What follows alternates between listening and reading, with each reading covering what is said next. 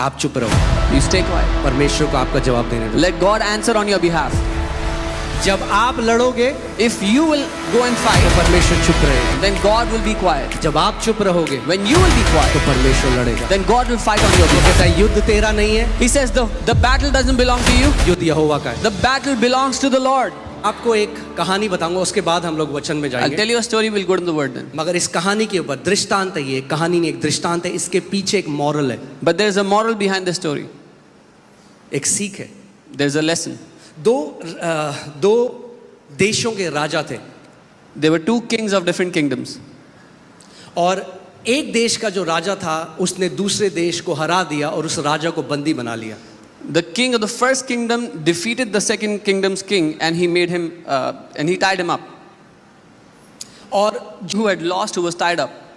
उसको दूसरे राजा ने बोला, मैं तुझे एक चांस देता हूं कि तुझे जीवित छोड़ दूं। The victorious king said, I'll give you an opportunity that I'll leave you alive. वो उसको एक कटोरा दिया He gave him a bowl और उसमें तेल भर दिया and he filled it with oil. और बोला, तेरे को पैदल यहां से अपने राज्य तक जाना है। And he said, you have to walk from here right to your kingdom. उस राजा को बंदी बनाकर दूसरे राज्य में ले आए थे They had made him a prisoner, they brought him into his kingdom, और उसको बोला, and they told और him. प्याला भरा हुआ था And the oil was tipped up to the brim. और कंडीशन ये थी कि अगर एक भी बूंद उस कटोरे में से तेल की गिरी तो उसके साथ साथ उनकी सेना चलती थी और उसको आदेश दिया, जैसे ही एक बूंद गिरे इसका सर काट देना।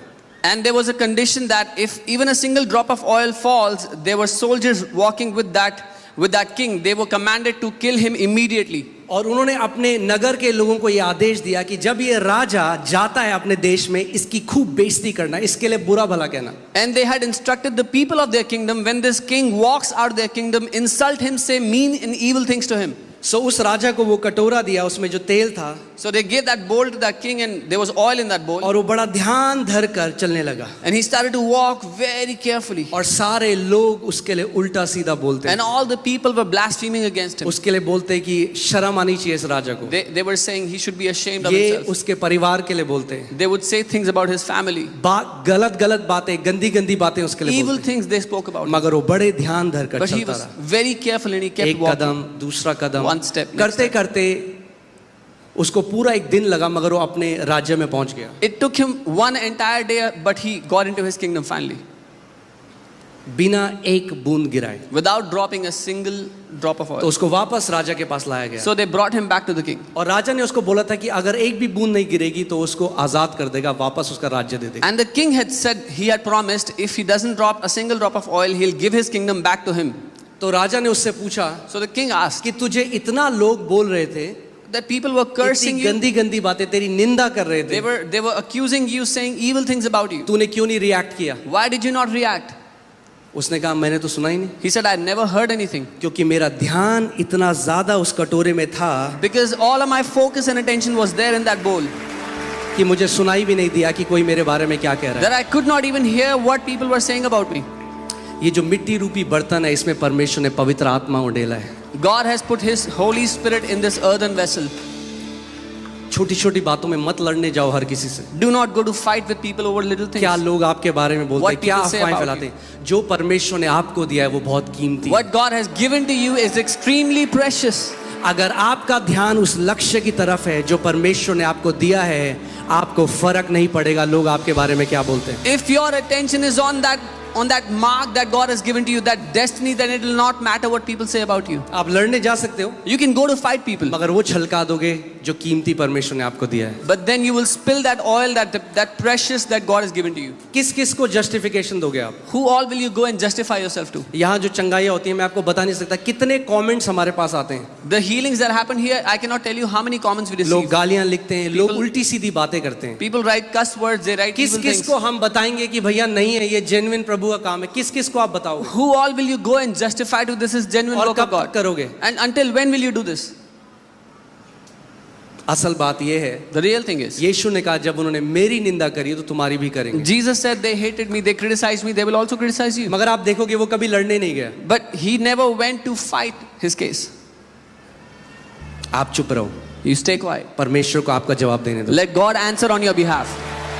जब आप लड़ोगे If you will go and तो fight, परमेश्वर चुप रहेगा, then God will be quiet. जब आप चुप रहोगे When you will be quiet, तो परमेश्वर लड़ेगा। then God will fight on your वो कहता behalf. है युद्ध तेरा नहीं है, He says the battle doesn't belong to you. युद्ध यहोवा का है। The battle belongs to the Lord.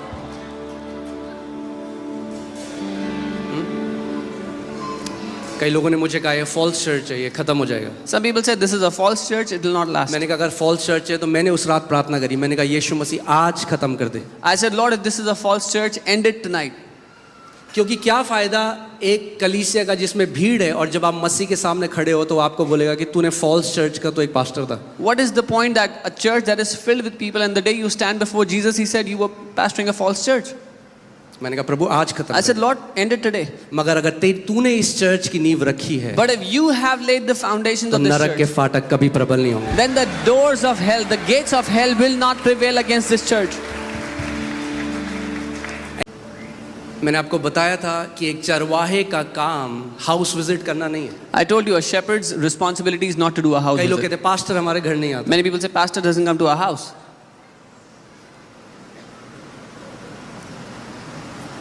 Pastor का काम हाउस विजिट करना नहीं है। It's not the pastor's role to do house visits. Shepherd का या चरवाहे का मेन काम है, सबसे नंबर 1 काम है ज्ञान और बुद्धि में बढ़ाना उस कलीसिया को। The first responsibility or role of a shepherd is to make the congregation, make that church grow in wisdom and understanding. और मैं आपको एक बात बता दूं, आप दुनिया के सारे पास्टरों को अपने घर में बुला लो, चिकन बिरयानी खिला लो, चाय पिला लो, बिस्किट खिला लो, मगर अगर परमेश्वर के वचन में नहीं बढ़ोगे तो कुछ फर्क नहीं पड़ेगा। And even if you call all the pastors of the world into your house, give them a good treat and not understand the word, not grow in the wisdom and the understanding of the word, nothing in your life will change.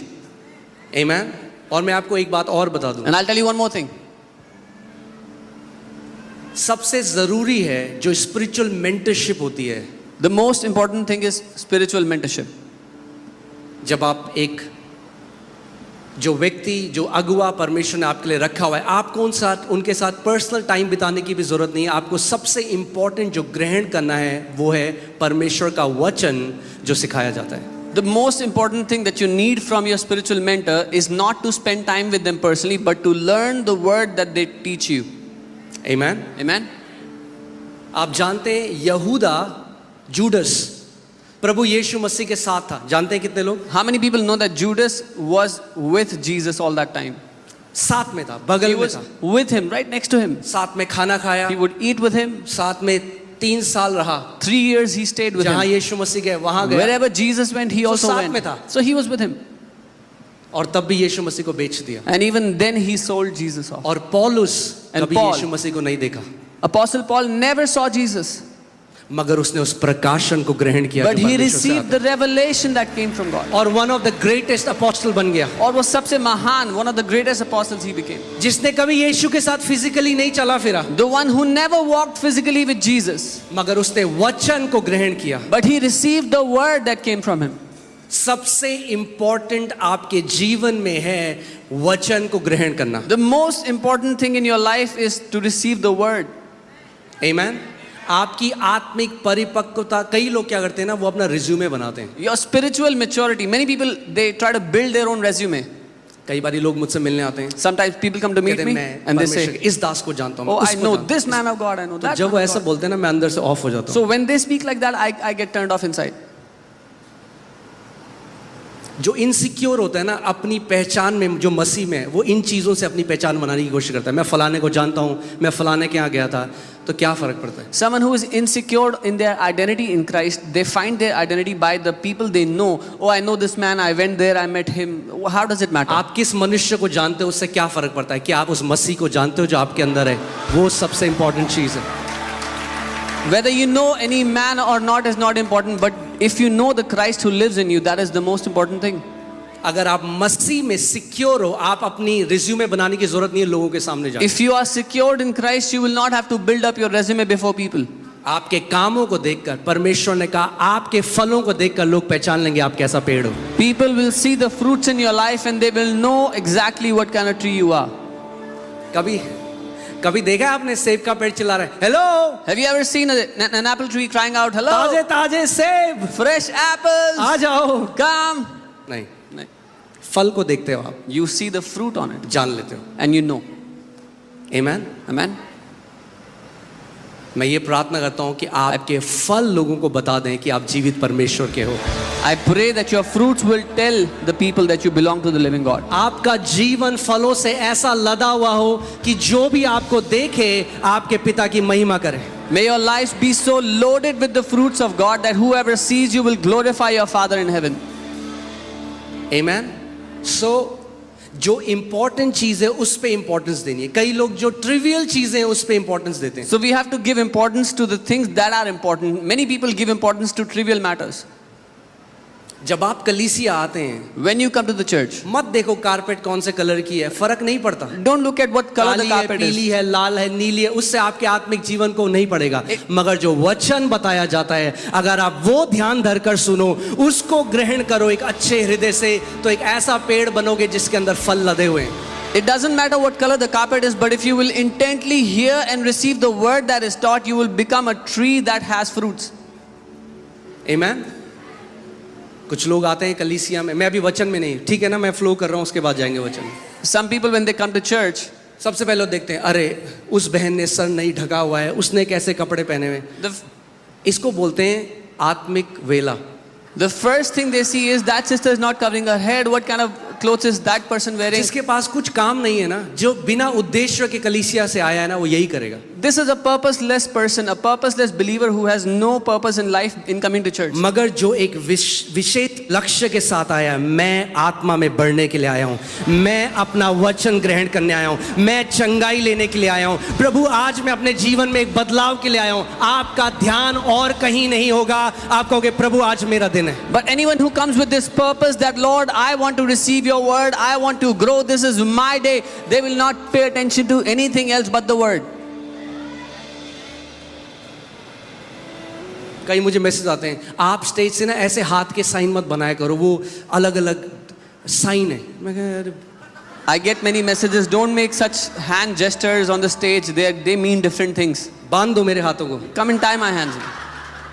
इसको बोलते हैं आत्मिक वेले लोग, जिनके पास कुछ काम नहीं है, This is- तो वो कमियां निकालते हैं। This is people who have no purpose and then they find faults in everything.